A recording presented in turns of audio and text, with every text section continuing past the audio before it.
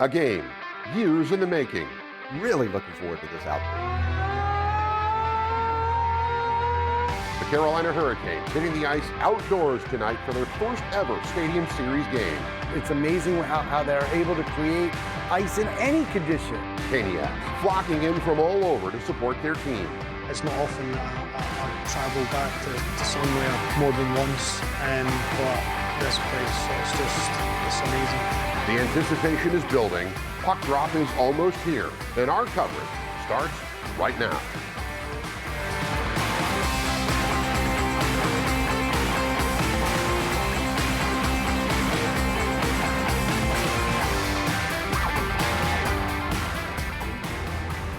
Thank you for joining us here for this special installment of Taking It Outside, the Stadium Series game between the Carolina Hurricanes and the Washington Capitals. I'm Mike Solarte. And I am JB Ricks, and I am so excited to be here. It is looking like it's going to be an epic night here. We have an action-packed half hour of previews on tap covering all things Carolina Hurricanes and their historic outdoor Stadium Series game here at Carter-Finley Stadium. And we're not going to be alone for this one, right, Mike? We can't have a big event like this without a terrific team, and we have got help. We've got meteorologist Vernon Turner along for the ride, along with our own Evan Seary, Eddie Hughes, and Evan Abramson. So it's complete coverage for the next half hour here at Carter-Finley. That's right. Now, this game, Mike, is years in the making. It was actually supposed to take place in 2021, but it was pushed back due to COVID-19. And let's go ahead and take a little bit of time to give you the history of outdoor games when it comes to the NHL. Now, the first outdoor game was the Heritage Classic in November of 2003. Montreal beat Edmonton 4-3 in a game played in Alberta, Canada. Since 2008, the Winter Classic has become a staple of the schedule, usually played on January 1st. That's right. Now, this year it was actually played on January 2nd. It's been that way a couple of times. But Carter-Finley Stadium now the sixth college football facility to host one of the NHL's outdoor games and its signature events. Tonight marks the first time the Hurricanes will put their blades in the ice in an outdoor game. Now, the order of teams here that you see is based on divisional standings when you talk about the records of teams and their success or failures in the outdoor games. Specifically, the Metropolitan Division, Washington and the New York Rangers are unbeaten in outdoor games. Washington 3-0, they're here tonight looking to go 4-0. Rangers are 4-0 themselves. Pittsburgh 2-3, Philadelphia 1-4, New Jersey and the New York Islanders 0-1, and after Saturday, Columbus, the only team in the Metro that will have not played an outdoor game from this group. That's right, Mike. All right, now, we cannot talk about an outdoor hockey game without checking in with our Weather on the Ones experts, and that's where we're going to bring in our main man, Vernon Turner, who is joining our coverage. And Vernon, I mean, I'm not an expert at this, but it feels pretty darn good out here. It feels like a perfect night for hockey, but you are the expert. Tell us what we should anticipate for the remainder of the night. You know what? Mother Nature definitely worked things out for Raleigh and the NHL Stadium Series. All week we had temperatures in the 60s and 70s, but a cold front moved through yesterday.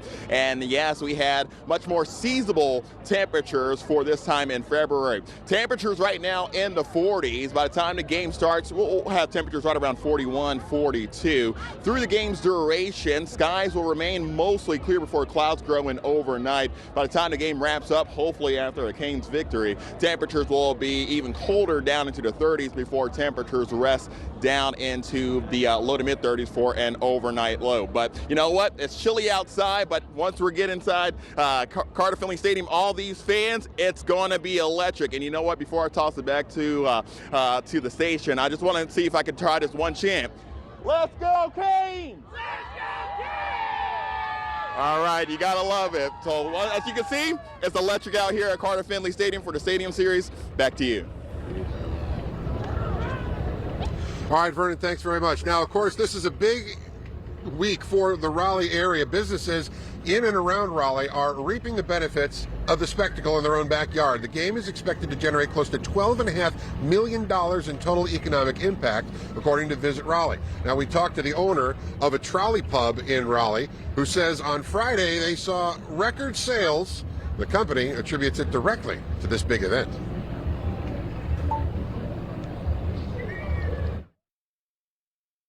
With the hockey game outdoors and everything, we saw our business sort of spike up a little bit just this weekend. So you can tell that people are coming from out of town and just some way they want to get to know what's around in the city. So this is definitely a great way to do that. All right, now Trolley Pub Raleigh will continue to be booked up through the weekend, and according to Visit Raleigh, a post-economic report will include the game and all surrounding events. All right, now fans are definitely all over. They've made the trek to Raleighwood for this epic game that's about to take place. And Mike, you actually caught up with one of the fans who are going to be involved with this, and they may be the most dedicated Caniac. He most certainly is diehard when it comes to traveling. I caught up with a fan who is in Raleigh, got in earlier this week, and well, the trek to get to Raleigh was a rather long one.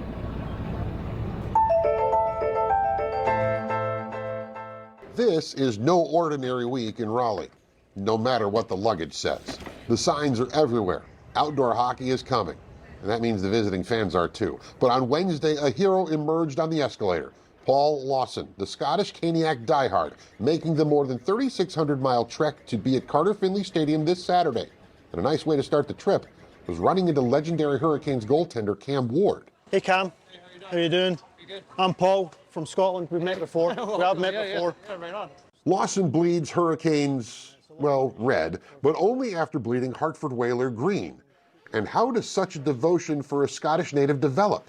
I'd loved hockey for a while, so I got this video game, and I had to choose a team. My granddad, my mother's dad, he had a brother who'd emigrated to Hartford back in the 70s. So I had a family tie to the city of Hartford. That was one of the teams. They had the most kick-ass logo in all of sports ever. Lawson is back in Raleigh once again for another personal signature moment. He's played twice in the Hurricanes alumni games. He's been to playoff games just as recently as last spring. And before the pandemic, a trip to the western part of the United States for, what else?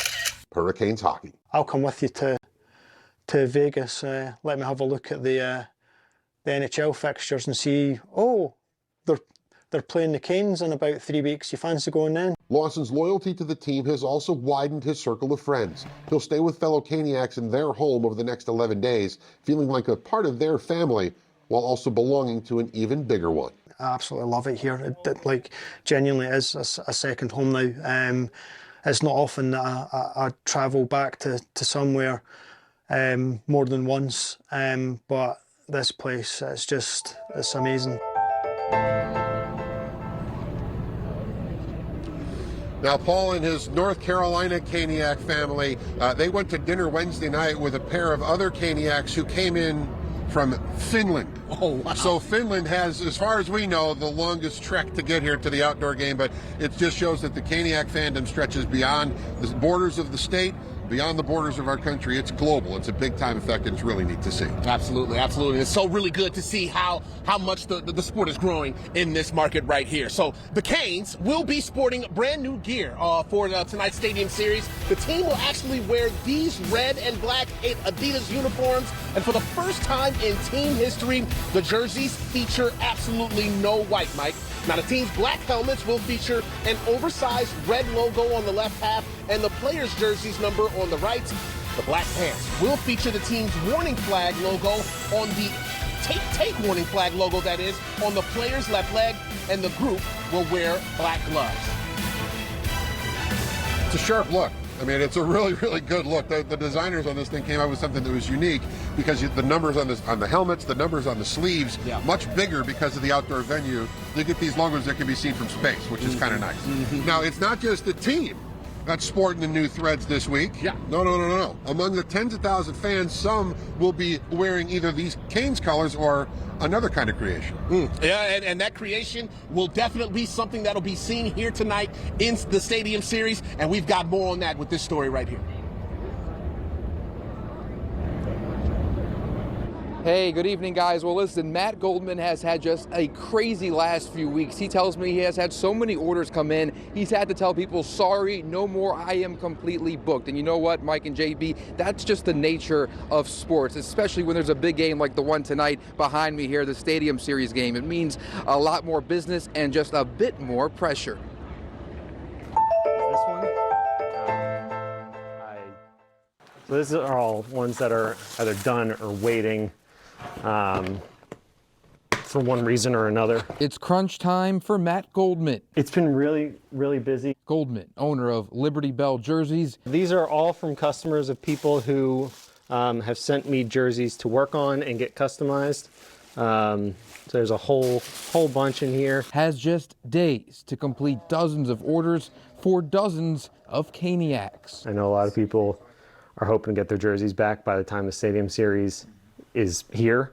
So I'm trying really hard to get those people done, especially the Hurricanes fans, because I think it's important. The custom jersey specialist picked up sewing during COVID. It's a product of having time during COVID and wanting to do some interesting things. He combined his new skill with an old passion. I was raised Jewish, so it was something that I wanted to get together a collection of every Jewish player in the NHL. Now, probably about 70 or 80 in here. That collection has grown significantly, and Goldman is sharing his love for hockey jerseys. The other sports jerseys don't really do it for me. With the rest of the world. A lot of people don't want to wait for other shops, or they maybe don't want to send it out. So they're trying to find somebody local. So they call me. Mike, JB, you can bet Goldman is somewhere in this crowd. He told me he'd, of course, got tickets for tonight with a group of friends. And get this, guys, when he's not customizing all those jerseys, he's a software engineer. You gotta love that, and his passion for jerseys. Sending it back to you guys. All right, thanks so much for that, Evan. Mike, we've got so much more to get to for our special here for the Taking It Outside Canes Stadium Series. Coming up, we're going to find out how they're keeping the ice cold. Outside here in North Carolina is no small feat, especially here in the Southeast, and we'll show you how it all came together for tonight's game.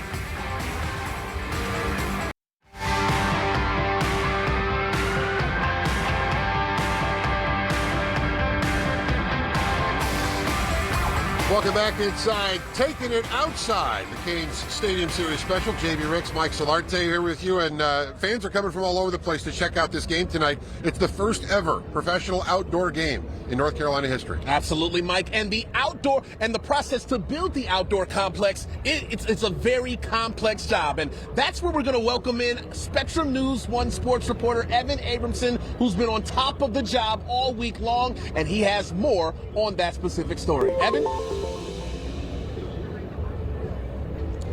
You know, this job has been complex. You said it, JB, and they've been getting every detail right, from the amount of water they put down onto the ice to the foundation they lay down. And Mother Nature, she's been throwing in a few of her own little mishaps along the way, but the key to this project being completed has been adapting.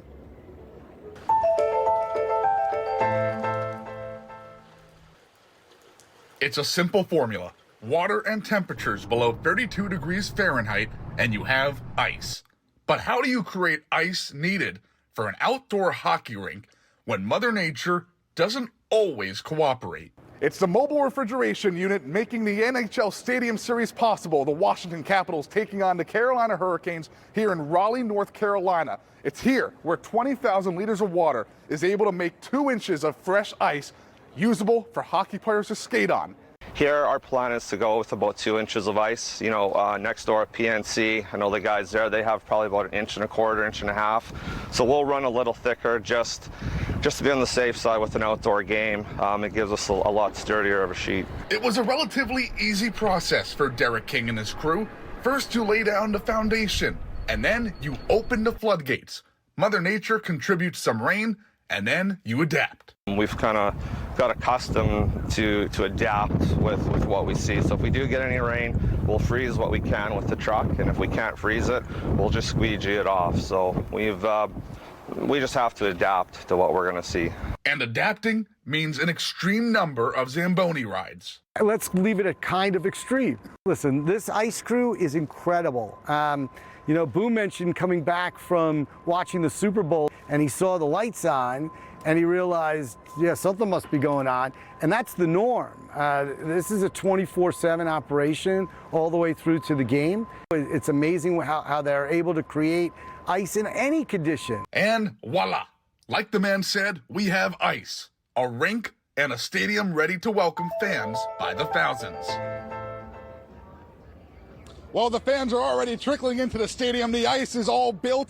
As Vernon mentioned, we've had a couple hiccups in terms of Mother Nature, adding some more water on top of that 20,000 liters they had already put in. But the crew here at the NHL are fantastic. They squeegeed it off. They've done their Zamboni rides, and now we're ready for some hockey. Mike, JB.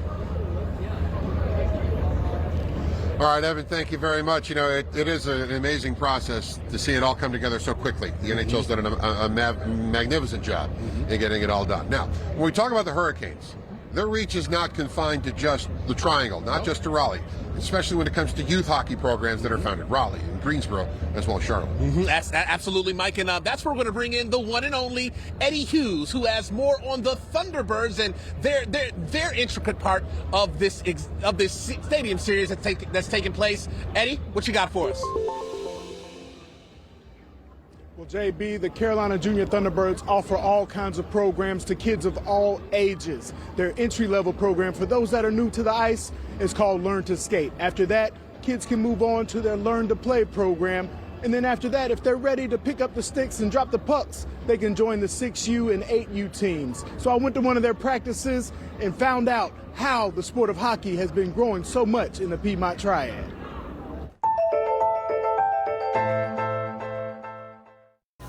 The tape, the laces. Usual warm-up kind of. Coach Joe Argenta has his game face on. Not a minute goes to waste when you glide onto his ice. Oh, first 5, go!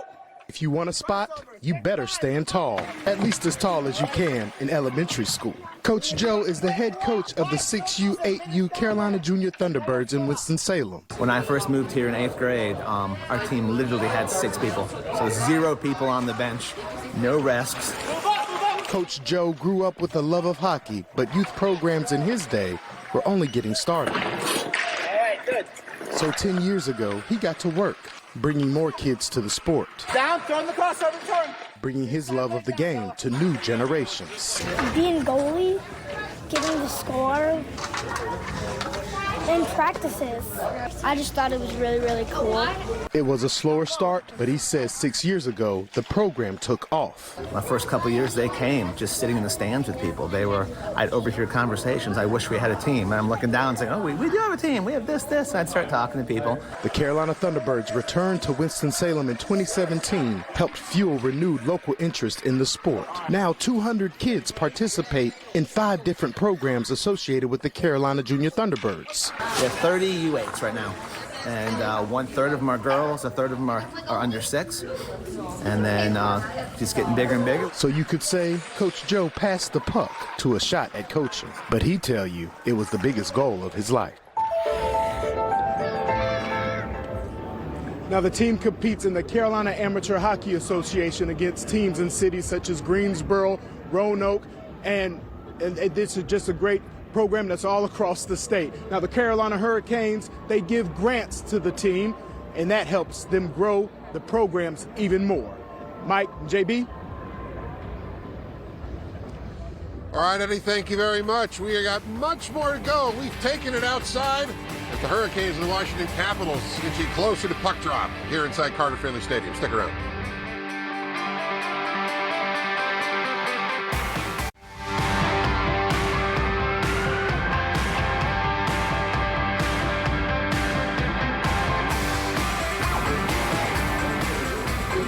Welcome back inside, taking it outside.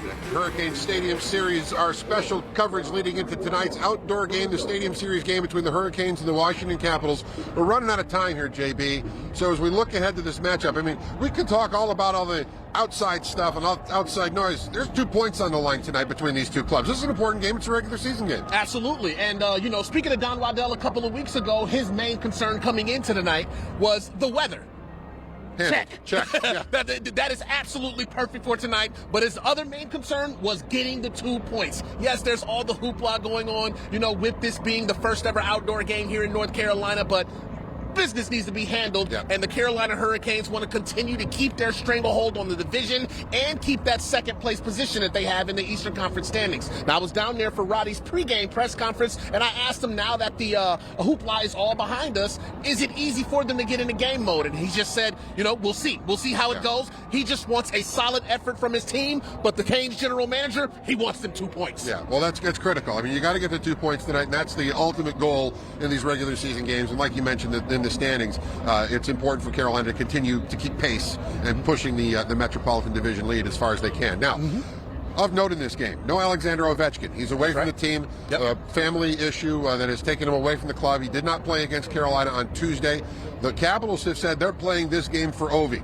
Because he's the heart and soul of that team. He's the megastar on either one of these rosters when you look at it. But this is an opportunity for some of the Hurricanes' young stars to really show their stuff on the national and international stage. It's a big deal. So a lot of people around the world are going to be watching this game. Who's the player you're going to look for tonight for Carolina? I'm Jordan Staal. Jordan Staal is my guy or whatever. He's the captain of this team, and he has been a key component of the growth that has taken place here in Raleigh. So I think he's going to come out and put a show on for the fans as the Canes win this one in a Raleigh. All right. I'm going to sit there and say I'm going to look for a breakout game from Andrei Svechnikov. He has been knocking on the door. He hasn't scored a goal in calendar 2023, but he made 5 or 6 high-impact plays against Montreal on Thursday night. I expect 37 to shine and strut his stuff tonight against the Washington Capitals tonight. I do think the Hurricanes win this game. It's going to be a fun night. It's a big spectacle, folks. If you're not out here, we hope we brought a little bit of the flavor of the evening to you from here at Carter-Finley Stadium. But there's a lot going on, and the puck's going to drop a little bit after 8 o'clock. We'll be here live afterwards for a special edition of the Chevrolet Sports Night starting at 11 p.m. So make sure you join us at 11 o'clock. He's J.B. Ricks. For Evan Abramson, Evan Seary, Eddie Hughes, and Vernon Turner, I'm Mike Solarte. Thanks for joining us. We'll see you on the Chevrolet Sports Night. This has been Taking It Outside.